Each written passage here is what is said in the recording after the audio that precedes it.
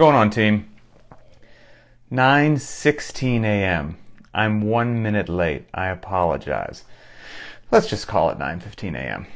Kicking off another Ask Me Anything for the worldwide Linchpin community.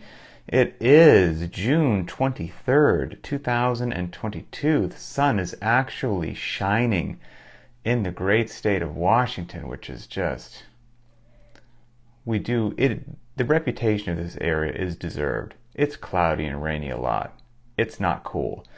But spring should have arrived a while ago, and it has been quite late this year, and that has been rough. So it's nice to see the sun out. Anyway, we got a lot to get through. I'm gonna try to get through a lot. A lot of great questions, and we'll just see how far I get without making this obnoxiously long. Today's video brought to you by black coffee. Keeping me running. All right, so let's dive right in. First of all, I should apologize to everybody. I think this video will be Linchpin Conversations number 270 something. It's a lot of episodes, right?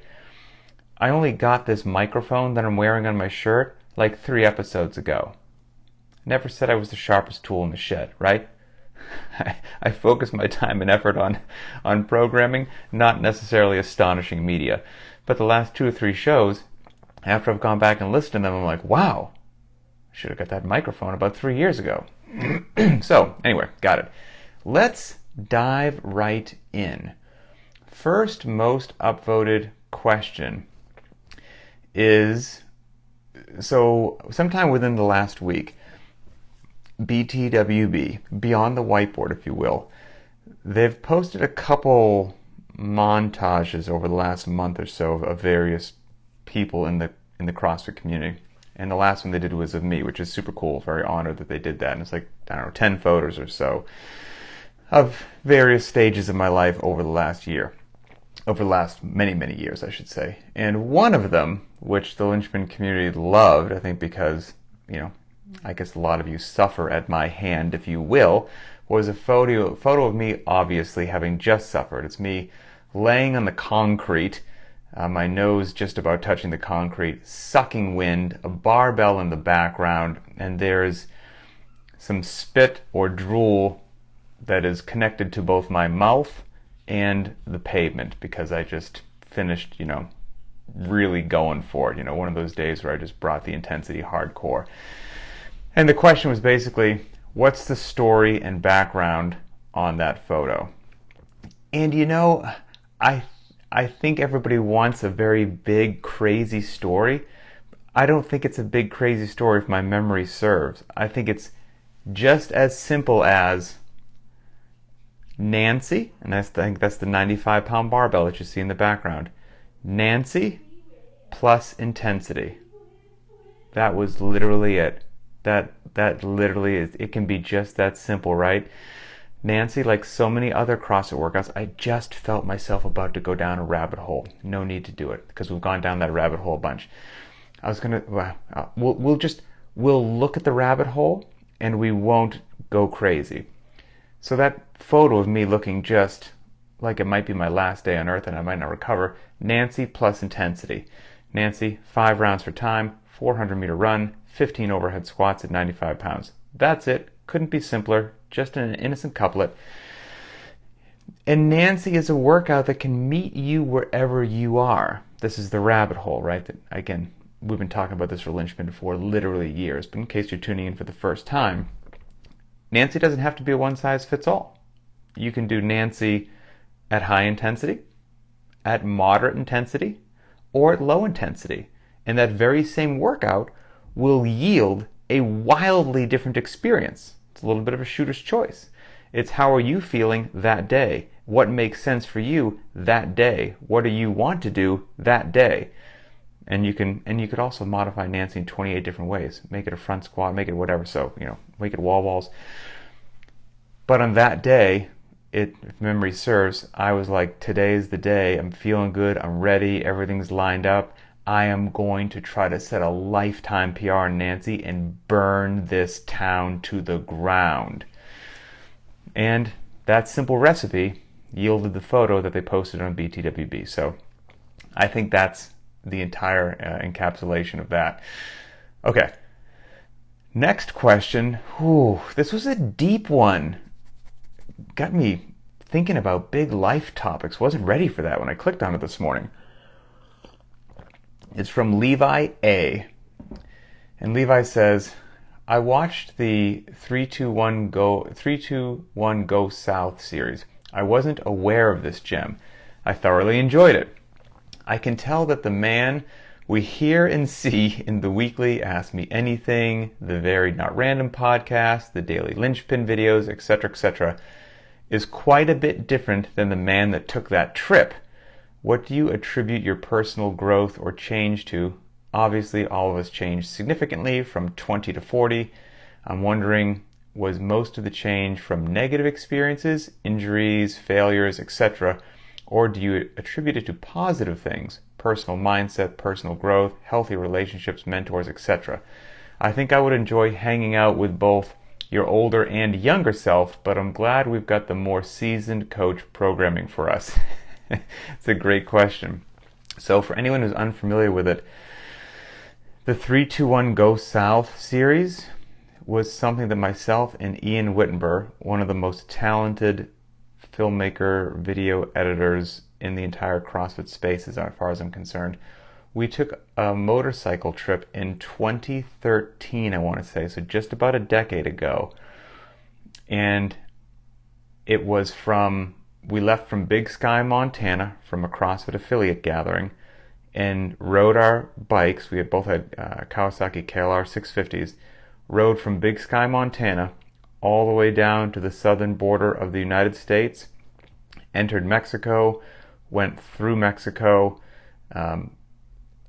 left the southern border of Mexico, entered Central America. Fun geography point at home that not everybody knows. Mexico is not part of Central America. Mexico is part of North America. Entered Guatemala, which begins Central America, rode all the way through Central America until we hit South America, and then rode all the way through South America down to Argentina. My bike died in Argentina, and then Ian rode over the Andes, and I met him in Santiago, Chile. So, now of course we couldn't ride, again, not much you want to geek out on the geography, we couldn't ride from Panama to Colombia. Once we got to Panama, we had to put our bikes on a plane, which was a nightmare in of itself, and fly them into Bogota. And then we met them in Bogota and started riding again, because there's a glorious little area where Colombia and Panama meet, known as the Darien Gap. And if you're unfamiliar with the Darien Gap, it's not a place that you just want to casually walk through at night. I'm familiar with that area and why you don't want to be there from my previous occupation in the SEALs, where our actual area of operations was Central and South America. I spent some good time in Colombia and all that. And the Darien Gap is largely bad guy territory, and doesn't have a lot of infrastructure there, to say the least. So we flew around the Darien Gap. But the whole trip, I think it took us 120 days of riding, covered 12,500 miles, which I think the globe is like 22,000 miles around. So we rode basically halfway around the world. And over that, we didn't really have any plan. It was just to go south. And on the way there, I could do a whole episode on this now that I'm thinking about it. We just went from town to town and looked at the affiliate finder map and found what was the next upcoming CrossFit affiliate that we could stop at. And that was as much planning as we had. We had just what we could carry on the bikes. We had our passports. We had, at the time, my Spanish was a lot better than it is now. My Spanish is quite rusty, but it was decent back then. And Ian's got quite good on the trip as well. And we just went from city to city, from country to country, and it was one of the most meaningful and fantastic and eye-opening and adventurous experiences in my entire life. It was absolutely incredible, and I will hold it in the highest regard until the day that I die. And you know what's funny? Is before, all right, forget it. I almost went down a rabbit hole about 321 South, and we would have been on this forever. But anyway, long story short, if you go to YouTube and you type in 321 Go South, you'll see these videos. Ian did a fantastic job making them. And you will notice in those videos, quite often when I speak differently than I do right now, and it is full of far more colorful obscenities and swear words and crass language. And so that, I think, is at the heart of Levi's question, is like, oh, went back and watched those videos, and that was you then and that was you now. What's changed? What do you attribute that to? Fair question. And it really got me thinking. So yes, over the last 10 years or so, I've tried to do a lot of personal growth and development and change, and a lot of self-reflection. I read a lot of nonfiction, and a lot of nonfiction about great men and women over the course of not just the United States, but the entire world, that have done interesting, hard, or challenging things, adversities that they've overcome. I don't know, this may have a different effect on different people, but for me, when I fill my brain with that kind of a stuff, it always gets me thinking about what are some of the attributes that these amazing people share, what makes them more similar than dissimilar, and I try to model that behavior, right? I mean, because why not learn from the people who have been there before you and seem to be doing it well, whether that's in business, relationships, whatever it happened to be. So that kind of got me thinking and just looking at myself and things that I was proud of or not proud of, behavior that I thought that I should do more of, or behavior that I thought that I should do less of, and what made those people around me, both in close relationships and at a distance, how could I act or speak or think or interact or whatever that would make all those relationships better and stronger versus not. And I tried to follow that path. And so one of the most obvious ones, right? Because there's a lot of internal change that can happen with somebody, and it may not be readily apparent, whether you're dealing with your ego or insecurity, if you were unkind and you want to be kind, or you weren't generous, you want to be more generous. Those might not be as obvious to the viewer or listener, but one of the things that can get picked up on right away is if somebody used to just swear their head off and now they don't swear their head off. That is quite obvious, and that tends to get people's attention. I think that's one of the big things that jumped out at Levi. So I would say, there's a couple of things I'm a big fan of, sayings that I did not create. One of them is this: if you're the same person that you were 10 years ago, you've wasted a decade. I believe that. I just think it means you should always be watching, listening, observing, learning, and then evolving based upon those things. So ideally, if I met you 10 years from now, you'd be a better version than whoever you are right now. And I hope to be a better version 10 years from now than I am today. It's the ongoing process. We're all a work in progress. I still have a long way to go. Don't get me wrong. I am 100% a flawed human being. 100%. Again, work in progress. No one's finished, right? So I'm still, trust me, I look back on some days or actions or interactions and I'm like, well, that was selfish, that was rude, that was unkind, that was when you let your pride or ego get the best of you. Still happens to me every single solitary day. I think the only thing that I can say is hopefully I'm just more tuned into it these days than when it used to happen. And at least if I'm aware of it, then I can recognize it and try to do it better next time. So that self-awareness, I think, is just a big part of it. Learning both the good and the bad about yourself.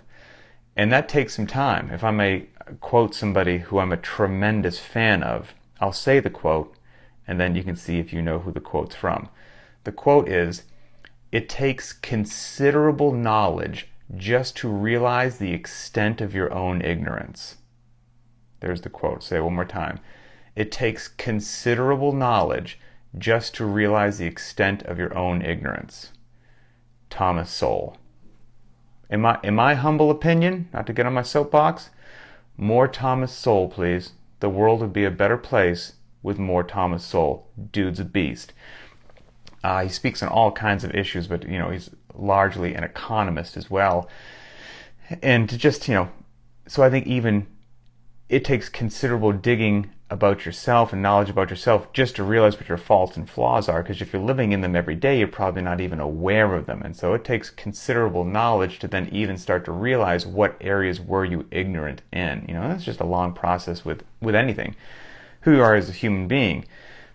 My knowledge and understanding of CrossFit, when I first got into it 17 years ago, it was very nascent. Is that the word I'm looking for? It was undeveloped, early. And so I didn't have that knowledge base. So I was ignorant in some things, or ignorant in some proper applications of CrossFit, because I just didn't have the experience. And as the years go by and the experience builds, then you can realize where you were ignorant and make better decisions in the future. And that's CrossFit, that's life, that's finances, that's relationships, that's everything. But you have to be, I would say, switched on and tuned in and open to that learning, and realizing that you're most likely not doing it in the most optimal manner. And if you think you are, that's probably dangerous to some degree.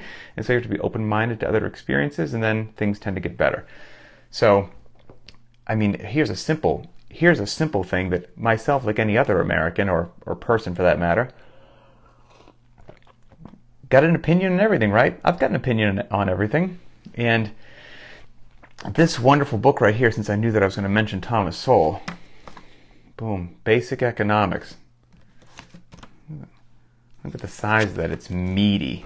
Basic Economics by Thomas Sowell. It is, let me tell you how many pages this thing is. That's the index at the end. No one's going to read the index. Okay, the actual book itself finishes with 653 pages. 653 pages about basic economics. Not advanced economics, basic economics. After reading this book, I just read 10 pages a day. It was phenomenal, by the way. Highly recommend it. After reading that book, trust me, I'm getting somewhere with this. I then realized, getting back to that other Thomas Sowell quote, that was, it takes considerable knowledge just to realize the extent of your own ignorance. After reading this book, I thought about the previous decades of my life where I would, give my opinion on what should be happening with the government or the budget or the national debt or finances or whatever. And I hadn't actually read anything about economics. Everyone's entitled to their opinion. And then only after gaining, based upon my limited knowledge, what was then significantly more knowledge after reading this book, did I realize the ignorance of many of the statements that I had said previously. So I didn't even have the knowledge base to realize that many of the things I thought about finance were ignorant. I had to read a 650-page book to go, oh, yeah, I was running my mouth and giving strong opinions on something without really a decent knowledge base on that. And that's okay, right? We're human beings. We do it all the time. So, anyway, Thomas Sowell's a beast. The swearing and the crass behavior that you'll see in 321 Go South, and by the way, my life is littered with just mistakes, abject failures, things that I wish that I could do over. You're not going to have to search hard to find that. I've done plenty of things wrong in my life. When I look back at a lot of the crass behavior and swearing, I guess the simplest thing to say, and this is not a character judgment on anyone out there, but this is just me looking at myself and who I want to be, I just wasn't really impressed with myself. Maybe that's the simplest way to say it. When I look back at me just swearing my head off in every video, I just wasn't impressed with myself. That's all. And it's funny, it's my 12-year-old son found on YouTube a 321 Go South video. And, my 12-year-old basically knows that I really don't swear. And he watched that video in which I was swearing my head off, and he was like, he's my stepson. He's like, Pat, I watched a video of you today. And I was like, oh, did you? What did you find? And he told me the video, and I was like, yeah. And, we had a great conversation about it. I don't run from those conversations. We had a fantastic conversation about swearing in real life and all that. And as a former military person, I'm here to tell you, I've done my fair share of swearing. You can trust me on that. But then as life went on, I got into more public speaking and lecturing at seminars and, whatever, doing live broadcasts, whether it was on YouTube or CBS or whatever it happened to be. And, I had to be a little bit more careful with my words, and just little by little started cleaning up my regular speech. And I didn't notice any negative effects of that. So that's an interesting thing. I mean, if I'm doing something in my life, ideally it has a payoff. And here's another thing that I think when addressing large groups of people, I'm going to try to get a message across to somebody. Okay, I can do it, I guess you could say, speaking clean or speaking with obscenities. One or the other. It's your choice. And you've got an audience that you're looking to get this knowledge and this message into their heads. Well, if you do it, that audience is probably going to be one of two things, right? They're either A, they're going to care that you swore, or two, they're not going to care. I guess, or you could say they're neutral, right? Well, if they're neutral, irrelevant. If they don't care that you swear, great. But then there's that group of people that would, right? And so if I'm trying to get a message across to people, what is the way in which I can communicate that will have the greatest reach and the greatest impact to the greatest number of people? It's probably speaking clean. And even back when I was a seasoned vulgarian, and I was a seasoned vulgarian, trust me on that, for many years of my life, if I was listening to somebody speak or whatnot, I never had the experience of like, you know what? So-and-so was talking to us, lecturing us about this one topic, and I didn't really believe them. I thought they weren't credible. I thought it didn't make sense. It just was an empty hypothesis. But then they dropped a lot of F-bombs, and that really connected with me. And so now I think that they're good to go, they're sharp, they're intelligent, and what they said makes sense. It was the swearing that swung me. That's what it's going to be. I don't know, maybe somebody's had that. I've never had that. I've never had that experience. So I guess kind of why do it is what I applied. Here's what I would say, and don't get me wrong, I still swear on occasion. It just is probably fitting of the situation. You know, if my house burns down to the ground, I'm relatively sure that I'm going to curse. I won't just say, dang it, the old house burnt down. It'll probably be far more colorful than that, but it'll fit the situation. Here's what I would issue as just a fun challenge to everybody. If you're swearing regularly, and like I said, I spent most of my life doing that, by the way, you'll be surprised at how hard it is to go even one day not swearing. It's really hard if you're used to it. So try it and just see what it's like. And if you go a day, go a week. Again, I'm not passing any judgment to anyone. Do it or don't do it if you want. But here's what I found when I started it. It's almost like detoxing from sugar. If you're eating sugar all the time, just pumping sugar into your body, your threshold for what's actually sweet gets a little tarnished, a little messed up. And so you have to keep eating sweeter things for it to seem sweet to you because you're just crushing junk food all the time. When you clean the diet up and you're eating just, beautifully clean, all of a sudden you realize like, wow, strawberries are really sweet. Raspberries are really sweet. But if you're pumping yourself full of Dairy Queen Blizzards every day, strawberries probably don't seem that sweet. So what I mean is, if you're used to swearing all the time and you can actually go like a day or a week without swearing, it'll be interesting. Your ear is probably tone deaf to it now, how much you'll start to pick up on phraseology and how people say things. It's a fascinating little experiment. I'd be curious to hear if anybody does it and what their opinions on it are. So, but I don't care if you swear or not. I also remember, here we're on rabbit hole number 4, on a Comedians in Cars Getting Coffee episode where Jerry Seinfeld, I think, was interviewing Bill Burr. And Jerry Seinfeld, known for being a very clean comedian with his language anyway, and Bill Burr, equally hilarious, by the way, but does not mind obscenities in any way, shape, or form. And so those two people were talking, and Bill Burr gave Jerry some sort of compliment who was like, man, I don't know how you do it, like clean comedy, like getting up there on stage for an hour and not dropping one swear word and getting the audience roaring and laughing and having them in the palm of your hand and doing it clean the whole time. But Bill Burr was basically like, that's so much harder to do than if you allow yourself to swear. Because you can throw in some punchy, funny swear words every now and then, and it's almost guaranteed to get a giggle or a laugh. Like, it's kind of cheap and easy. You're doing it clean, you're busting your butt, you're working hard. So it's all kind of fascinating and it rolls into my head. And I think it's also very, I almost went down another rabbit hole. I think that one's appropriately answered there. So good question, Levi. And maybe I'll do another show one time just an entire show, if people want, on the 321 Go South experience through all the US, Central America, and South America. It was life-changing and phenomenal. So, okay. Next question, we're moving at a decent pace here, is about soreness, and this is from Kyle L. Let's see, okay.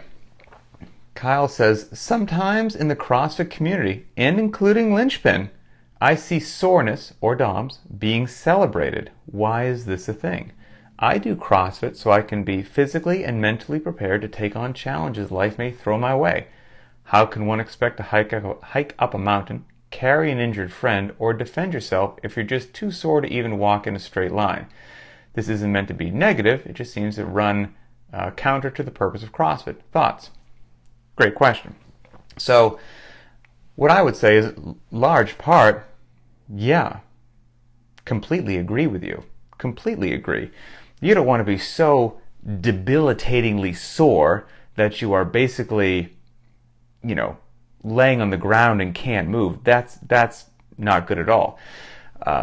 Since I am big on language, I would be interesting, your interpretation is sometimes people in the greater CrossFit community celebrate being sore. What's your interpretation of the word celebrated? Talk about it a lot, joke about it if they do happen to get really sore? Yeah, I can see that. And maybe back in the day it was like this badge of honor, although it shouldn't have been, and hopefully we've evolved from that. But, I think if a workout did catch somebody off guard, right, came back a bit too soon, dosed themselves up a bit more than they should, and the old hamstrings and butt are super sore, and sitting down is challenging, and you just dread walking up some stairs, well, yeah, you overdid it. And sometimes when you overdo things, a way to do that is just with a little bit of levity and just to have a little bit of fun with it and to post some funny meme or something about how somebody can, barely use their legs, or that people will post that one of Jim Carrey when he's got arrows in his legs in whatever movie that is, and they'll say that's how they felt that day. Like, a little bit of levity helps, right? But in general, so there's two things here. Soreness is good. When you are working out and looking to build your muscles, exercise to some degree damages the muscle fiber. And then it's through the healing and the recovery process that the muscles come back bigger, stronger, etc. So that there's going to be soreness involved with that. And you could almost say the opposite, that if you are never, ever, ever remotely sore, I find it highly unlikely that you're driving the needle forward. But the opposite is also true. If you just recklessly and unintelligently smash yourself so bad and do horrifically inappropriate things on a regular basis that you are just walking around in continual soreness like somebody beat you from head to toe with a baseball bat, well, that's not what we want to be either.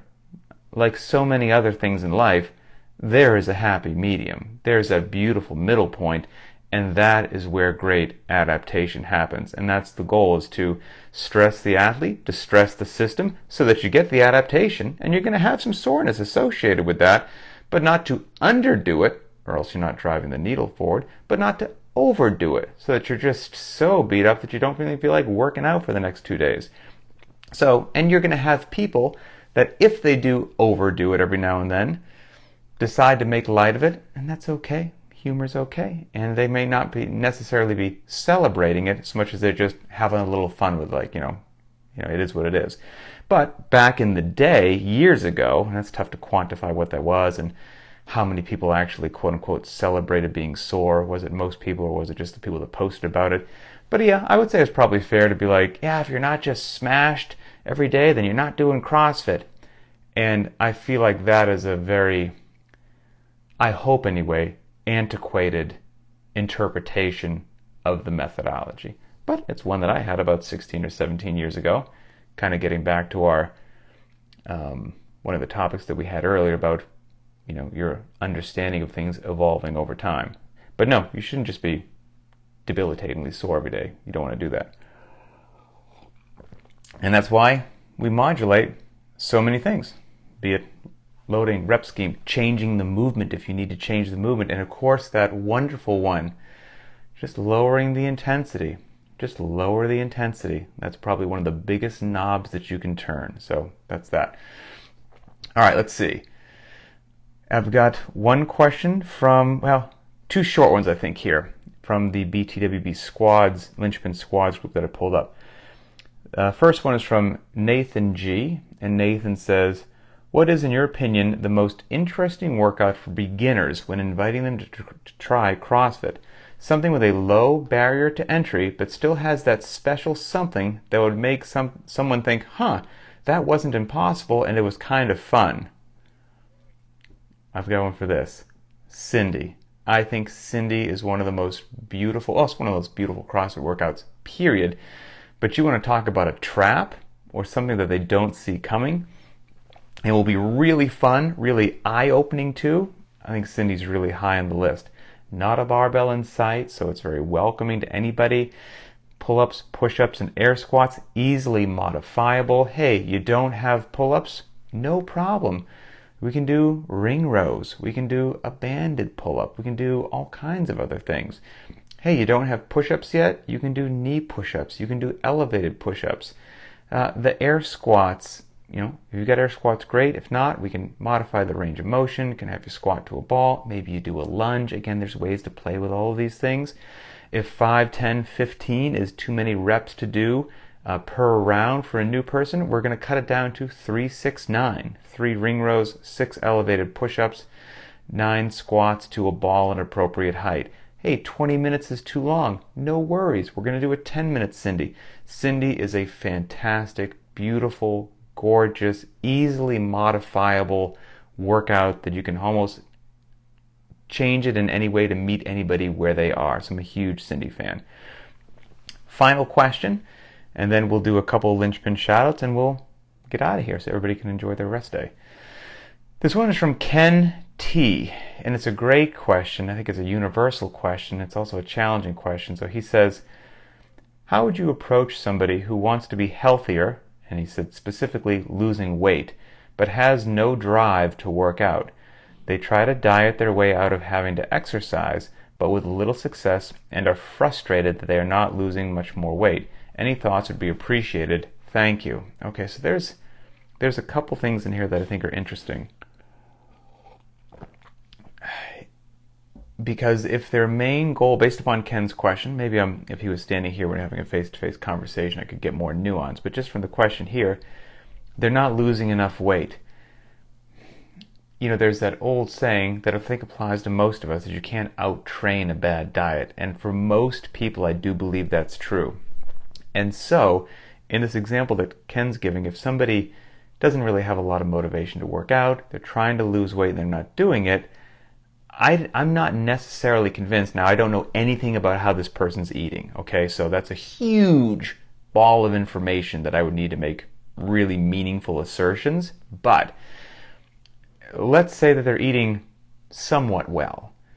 Well, if they start to do a workout a day, I don't think all of a sudden the weight's just going to fall off. It will help, don't get me wrong, but the biggest the biggest factor of trying to, if you're looking to move the weight on the scale and things like that, it's going to be what happens in the kitchen. So just reading this question right away, I tend to think there's room to improve in however they're eating.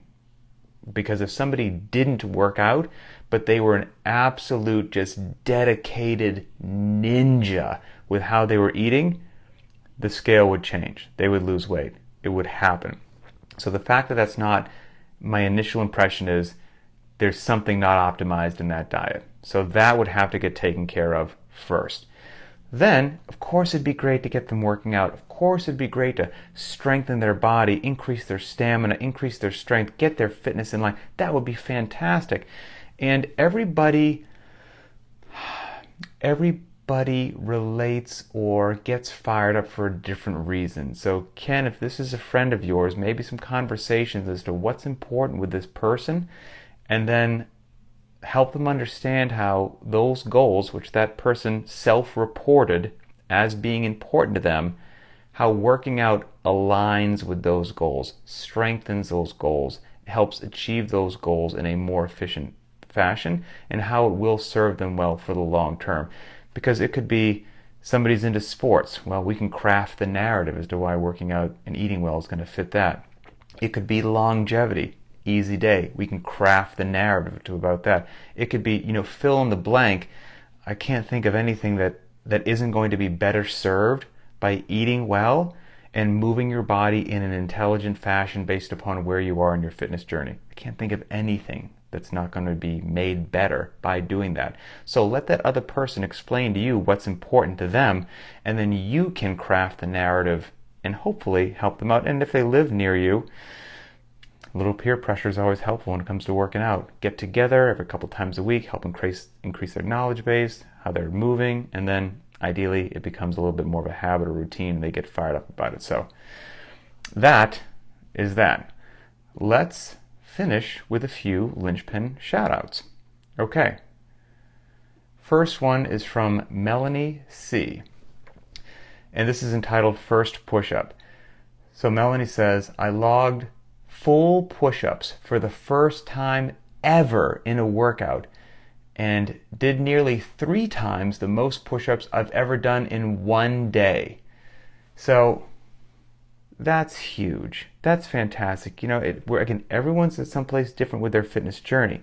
And if you're doing a well thought out, well designed, intelligent program, and then you educate everybody on how to make the best decisions for themselves and they feel authorized to do that, amazing things happen. So it's one of those things where it's easy to celebrate the monster back squat, the huge clean and jerk. Look at the fast Fran time. Right, those get a lot of attention.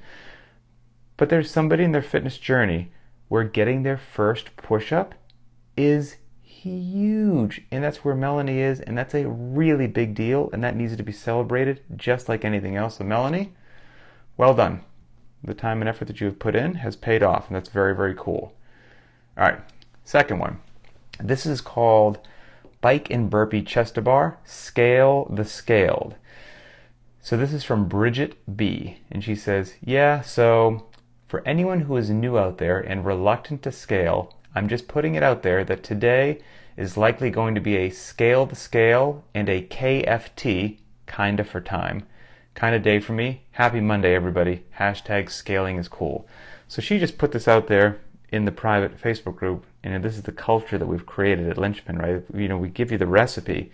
You can hit it prescribed, for sure. We give you other modifications and variations, but we also arm you with the knowledge base to, again, do what you need to do for yourself that day.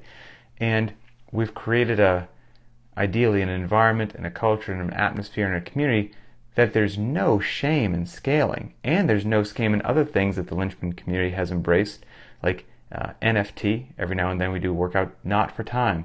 Gasp, right? We don't run the clock. That's okay. Low intensity days are cool because those also give you the ability to hit high intensity days.